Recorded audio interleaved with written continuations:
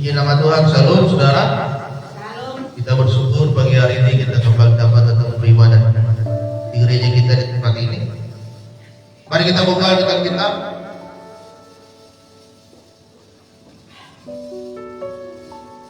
yang terambil dalam kitab Matius pasalnya yang ke-11.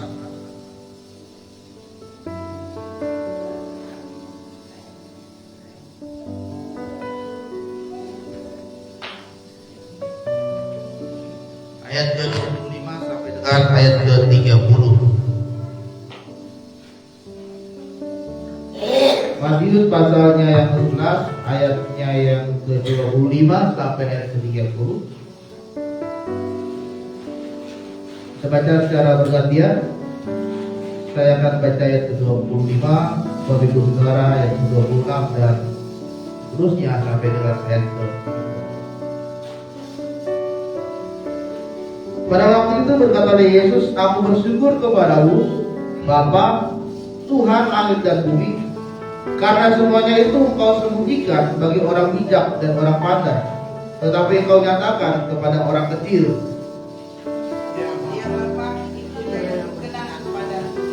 Semua telah diserahkan kepadaku oleh Bapakku, dan tidak seorang pun mengenal anak selain Bapa, dan tidak seorang pun mengenal Bapa selain anak.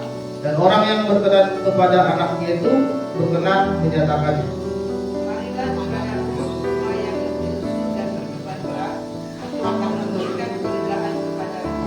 "Itulah huk yang kupasang dan belajarlah padaku, karena aku lemah lembut dan rendah hati, dan jiwamu akan mendapat ketenangan." Sebablah penyakit makanan enak dan mendapat ini.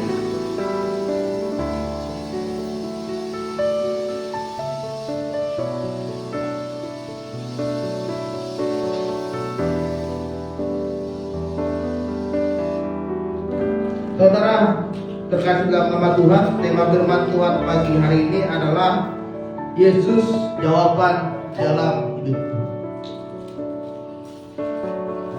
Firman Tuhan yang kita baca merupakan satu kekuatan di dalam hidup kita. Bagaimana Yesus pada saat itu berkata kepada murid-muridnya untuk mengikuti Dia, karena Dialah yang menjadi juru selamat di dalam kehidupan manusia. Dia yang menolong, Dia yang menyertai, dan Dia yang memberikan kita pengharapan di dalam Dia. Oleh sebab itu, saudara yang terkasih dalam nama Tuhan, Yesus menguatkan di dalam firman Tuhan ini bahwa setiap orang yang hari ini mengalami keletihan dan kelusuhan dan memiliki beban yang berat, datanglah kepada Yesus, maka Dia akan memberikan kelegaan kepada dia. Kelegaan itu bagaimana kita bisa merasakan ketenangan di dalam Tuhan, bagaimana kita bisa terus menjalani kehidupan ini meskipun saat ini kita sedang memiliki beban yang berat. Ada beban yang sedang kita pikul saat ini, dan itu yang menguatkan kita untuk tetap terus melangkah bersama dengan Yesus.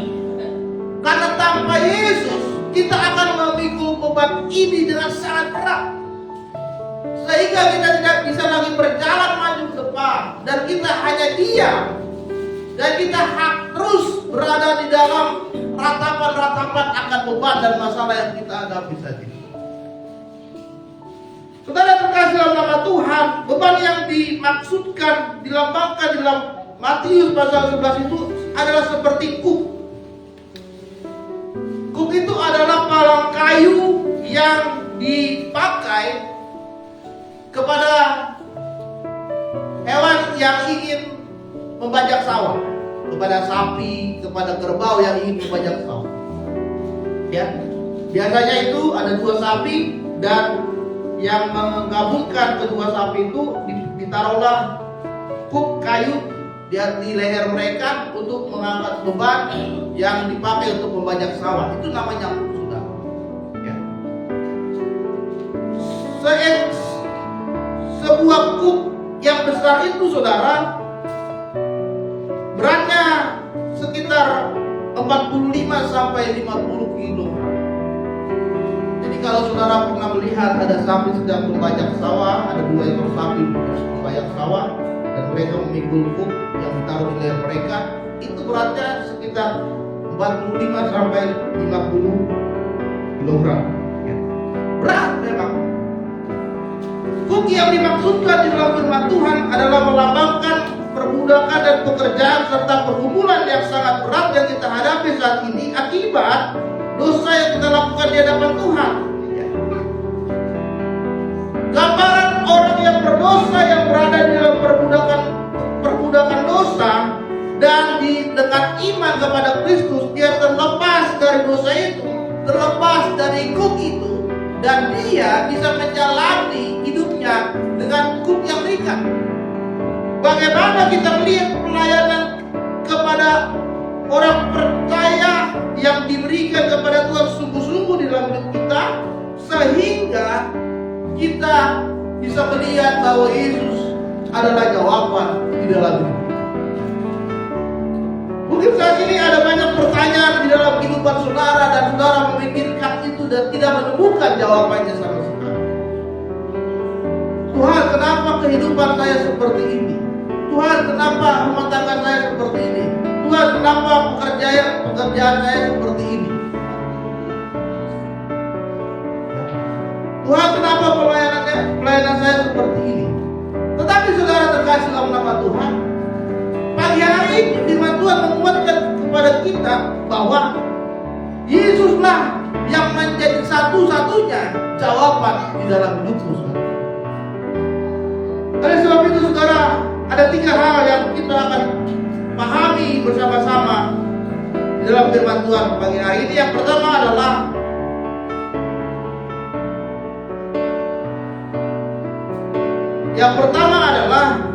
tidak ada masalah yang tidak dapat dihadapi oleh manusia. Salah satu hamba Tuhan besar bernama Billy Graham mengatakan bahwa semua manusia itu memiliki masalah yang sama. Yang pertama adalah manusia itu memiliki masalah kekosongan. Bagaimana dia punya masalah kekosongan? Dia tidak menemukan Tuhan di dalam hidupnya. Kemudian dia tidak merasakan kehadiran Tuhan di dalam hidupnya. Jadi dia kosong, saudara. Dia punya masalah yang sangat berat dan tidak ada yang memuatkan hidup dia. Dia merasakan kekosongan di dalam Tuhan. Akhirnya dia cari jalan pintas, dia bunuh diri. Akhirnya dia cari pintas, dia kabur. Menyelesaikan masalah, dia kabur. Keluar kota, keluar negeri, kabur dia. Dia punya utang yang sangat banyak, misalkan di Jakarta, tidak sanggup bayar, pergi dia keluar kota. Masalahnya nggak selesai.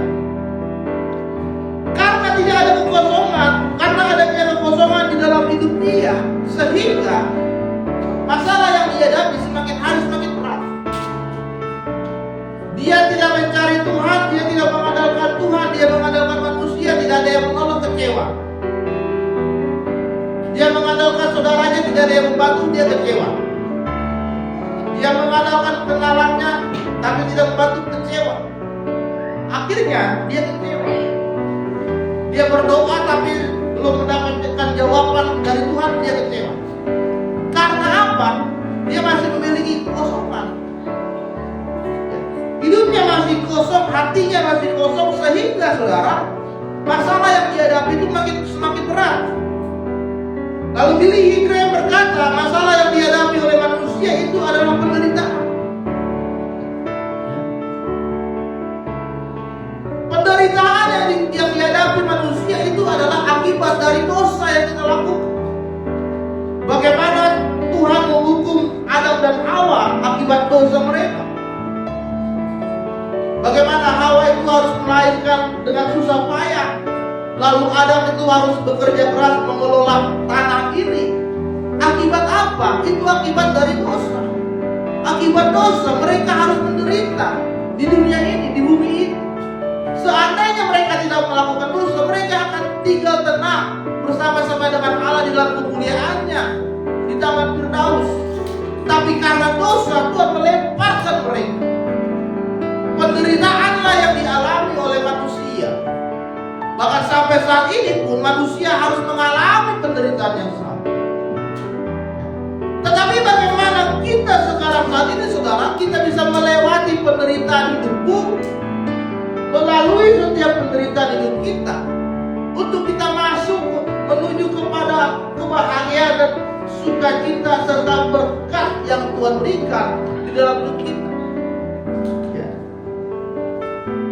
Bagaimana manusia itu punya masalah yang sama, yaitu masalah ketakutan. Ada banyak orang sekarang sedang mengalami ketakutan.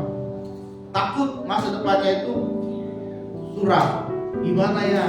Setelah saya lulus sekolah, saya mau kerja di mana? Saya mau kuliah di mana? Gimana ya? Takut dia. Setelah saya lulus kuliah, gimana ya? Saya mau ngapain ya? Saya mau lanjut apa ya? Bagaimana? Takut. Ya. Orang baru berumah tangga ada ketakutan tuh gimana ya?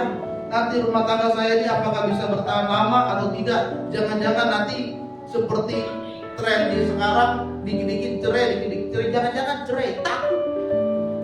Ada ketakutan yang dialami oleh manusia. Gimana ya nanti kalau saya sudah tua, saya meninggal? Gimana ya nanti keluarga saya?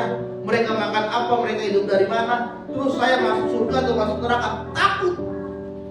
Ketakutan itulah yang dimiliki oleh manusia saat ini. Ya. Ada masalahmu yang besar saat ini membuat kita sekarang takut. Sehingga ketakutan kita membuat masalah kita semakin besar dan menganggap Tuhan kita itu semakin kecil. Padahal firman Tuhan berkata masalah yang kita hadapi itu adalah masalah yang biasa, yang bisa diselesaikan oleh manusia.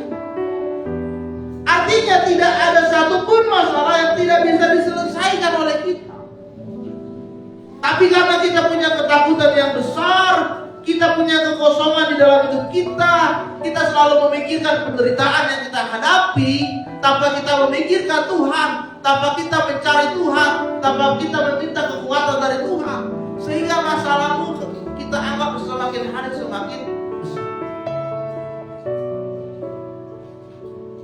Saudara yang terkasih dalam nama Tuhan, tidak ada hal di dunia ini yang dapat memuaskan hati manusia. Apakah uang itu yang memuaskan hidupmu saat ini? Belum tentu. Apakah kekuasaan saat ini yang memuaskan hatimu? Belum tentu. Apakah popularitas saat ini yang memuaskan hatimu? Belum tentu, saudara. Ya. Jepang adalah negara dengan tingkat bunuh diri tertinggi di dunia. Dalam satu hari itu ada saja yang melakukan tindakan bunuh diri. Dia negara maju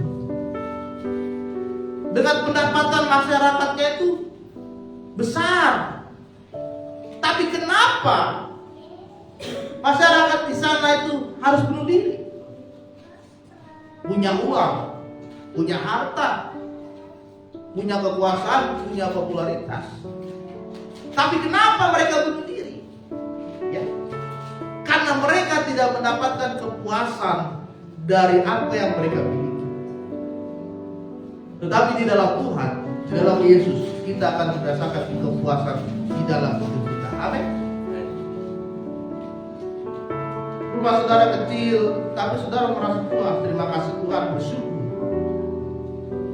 Pekerjaan saudara gajinya tidak terlalu banyak, tetapi saudara merasa puas. Terima kasih Tuhan, Kau sudah berikan pekerjaan yang bagus. Pelayanan saudara jemaatnya tidak banyak, gedungnya gerejanya yang kecil, tapi saudara merasa puas. Terima kasih Tuhan, Tuhan masih mempercayakan untuk melayani saat ini.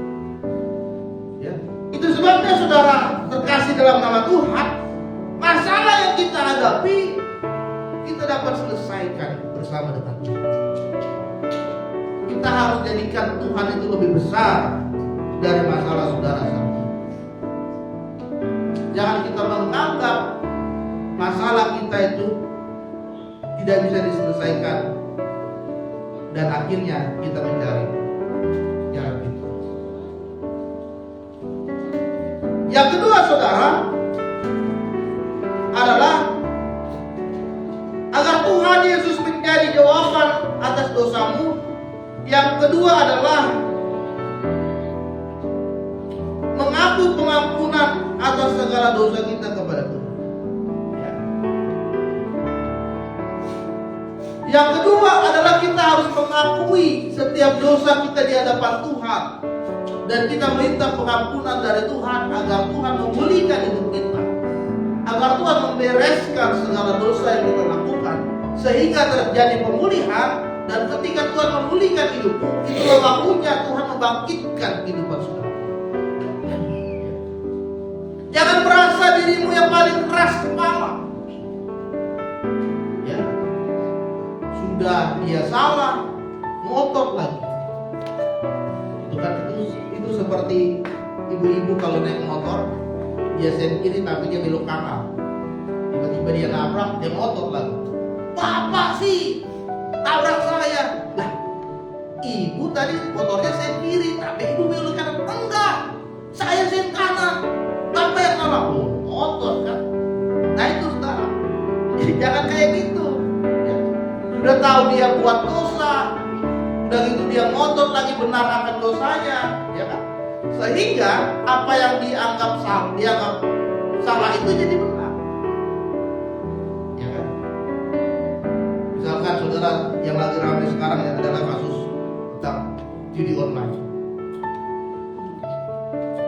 Data menunjukkan bahwa pemakai judi online rata-rata itu adalah anak muda dengan usia 20 tahun ke bawah.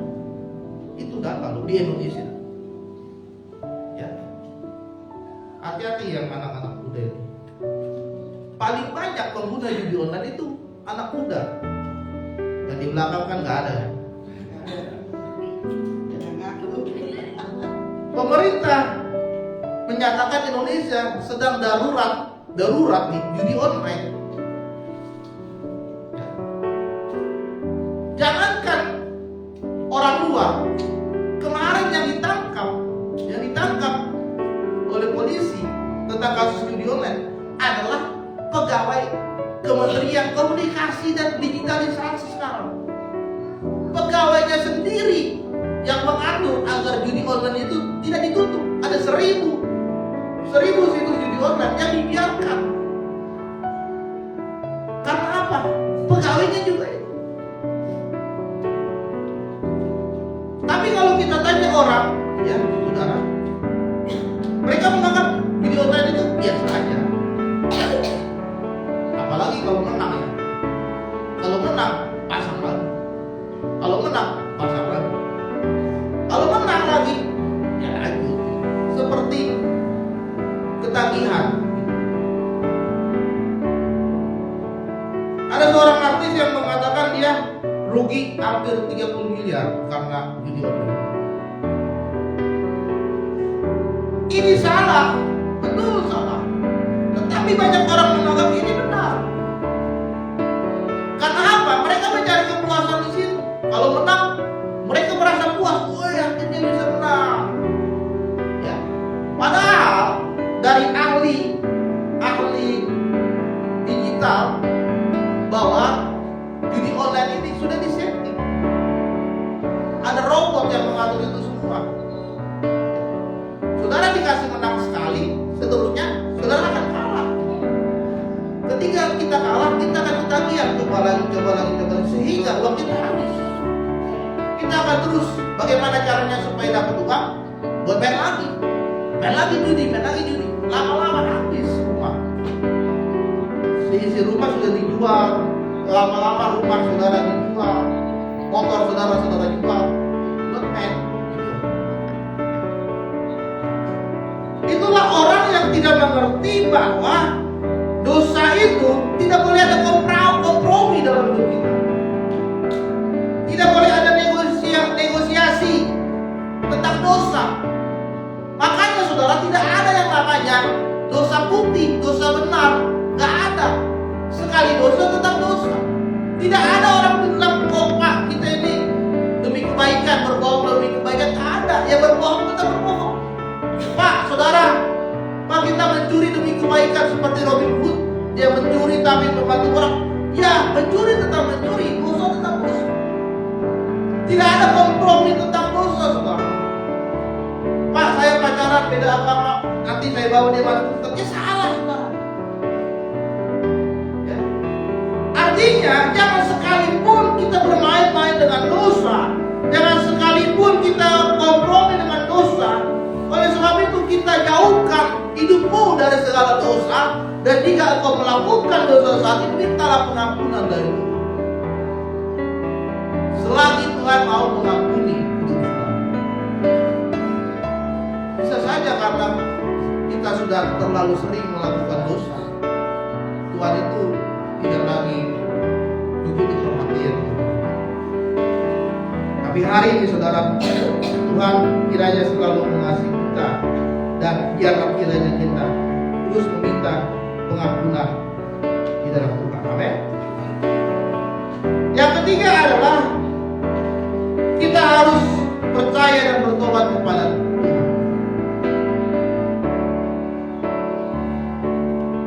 Billy Graham berkata bahwa bertobat dari dosa artinya menyerahkan hidup kita sepenuhnya kepada Kristus, seperti di dalam Yohanes 14 ayat 6, akulah jalan dan kebenaran dan hidup. Tidak ada seorang pun yang datang kepada Bapa kalau tidak melalui Aku. Ya. Ketika Yesus adalah jawaban dalam hidup saudara, maka percayalah dengan sepenuh hati, dengan sungguh-sungguh kepada Dia. Jangan kita meragukan Tuhan. Jangan kita iman kita setengah-setengah kepada Tuhan. Jangan kita sepertinya kurang begitu percaya kepada Tuhan. Ketika kita percaya, serahkan semuanya kepada Tuhan. Ya.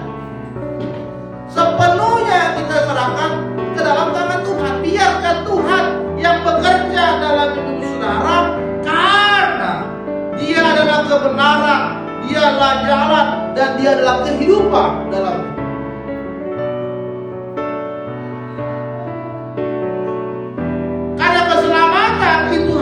Di dalam Yesus, bukan dalam perbuatan baik ataupun agama sekalipun. Keselamatan itu hanya ada di dalam Yesus. Saudara berbuat baik seberapa banyak pun tidak akan menyelamatkan hidup saudara, karena hanya di dalam Yesus. Itu sebabnya ada seorang muda berkata kepada Yesus, "Guru, aku ingin mengikut Engkau."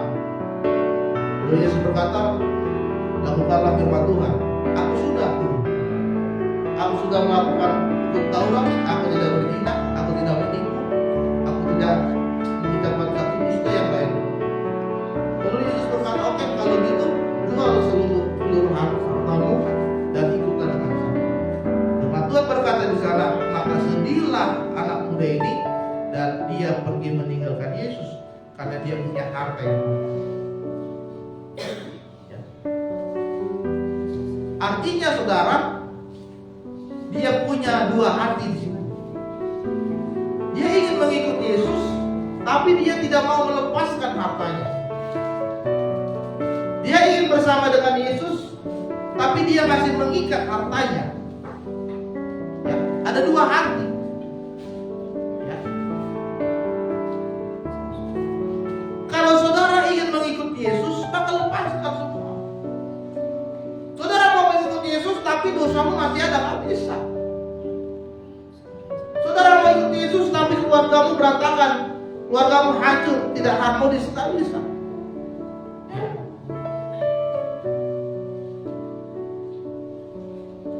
Di gereja saudara kelihatan seperti seorang malaikat, melayani di gereja, terus senyum dengan seluruh jemaat, tapi di rumah dengan keluargamu kau tidak ada senyum, kau marah dengan keluargamu, kau ringan tangan dengan keluargamu, tak bisa. Ya. Sama seperti ada seorang murid saya, hari Minggu dia aktif di gereja pelayanan. Seninnya dia terlambat datang sekolah. Selasanya terlambat lagi. Saya bilang kepada dia, jangan cuma di gereja aja kamu aktif, tapi di luar gereja kamu nggak bisa jadi terang. Oke, di gereja kamu melayani, tapi di sekolah terlambat terus. Kamu bukan terang, itu namanya. Ya. Jadi ketika kita sudah percaya kepada Tuhan, maka hidupmu sepenuhnya engkau lakukan berdasarkan firman Tuhan setiap saat, setiap hari, setiap waktu. Sehingga kita bisa menjadi contoh bagi orang lain menjadi teladan bagi orang lain, menjadi daya guna bagi orang lain, sehingga orang lain melihat dan meniru engkau, mencontoh hidup kita. Karena apa? Ada Yesus, ada Kristus dalam hidupmu. Pertanyaannya sekarang, saudara, adakah orang yang sudah mencontoh hidupmu saat ini? Atau adakah orang yang malah menghakimi hidup saudara karena perbuatanmu tidak baik di hadapan Tuhan saat ini?